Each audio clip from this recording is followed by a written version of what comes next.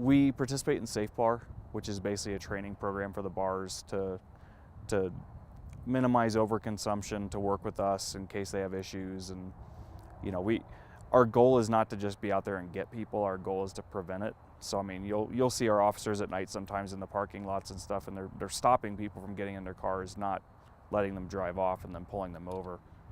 And we do have statewide funding grant programs for additional DUI enforcement, especially on like holiday weekends, prom night's a big one, St. Patty's Day, obviously, stuff like that. Common drinking events, we'll have extra officers on who are solely tasked with doing DUI enforcement. If there's demonstrable impairment, you could be arrested for it, whether they've established what your BAC is or not.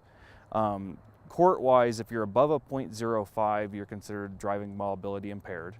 And then if you're above .08, you're considered driving under the influence, which has some more severe penalties. The whole idea is have a plan. I mean, have somebody with you who's a designated driver. Make sure that your designated driver isn't drinking. Sadly, I've arrested quite a few designated drivers. Get somebody to pick you up that isn't out with you. Get a taxi. Plan to ride the bus before the bar closes. Bring a bike. Walk home. I mean, we have plenty of people that plan on how to do things, and then we have the ones that don't. When I work nights, normally my vehicle only goes to detox or jail, so it's not normally the places people want to end up at.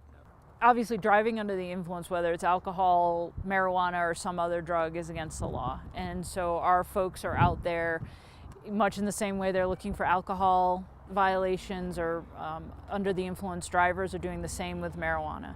And folks need to understand that they are going to get arrested the same as they would for alcohol if they've consumed marijuana. And there is no tolerance for that. We do have all of our town regulations online. It's on our town website, so you can look at all the town regulations.